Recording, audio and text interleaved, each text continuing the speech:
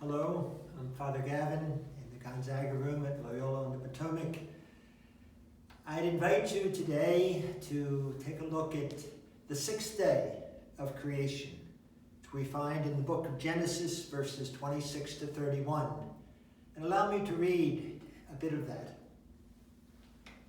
God said, "Let us make man in our image, after our likeness. Let them have dominion over the fish of the sea and the birds of the air, and the cattle, and over all the wild animals, and all the creatures that crawl on the ground." God created man in his image. In the divine image he created him. Male and female he created them. So on this sixth day, there's a difference. Before God spoke, and there was light. But here, let us make man. So there's a subtle reference to the Trinity, to our image. And then God blessed them, saying, "Be fertile and multiply, fill the earth and subdue it, have dominion over the fish of the sea," etc. So God gives a special blessing with the command to be fertile and to multiply. And then at the end of this Bible passage, God looked at everything he had made, and he found it very good. Evening came, and morning followed the sixth day. On previous days, God had looked and said it was good. Coming to the creation of humans, he says it's very good.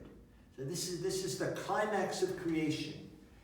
And God has given us dominion over everything else on the earth, and as we come to explore the universe, also the universe.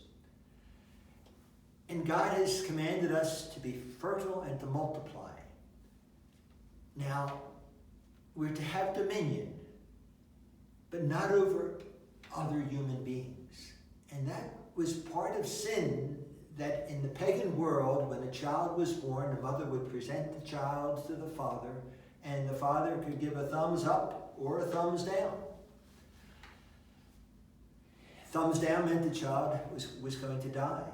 And the father had absolute dominion over the life of this newborn. And as in the pagan world, the gospel was spread, and that God is involved in the life, in the conception of a human being, changed that, relativized. Parents still having authority.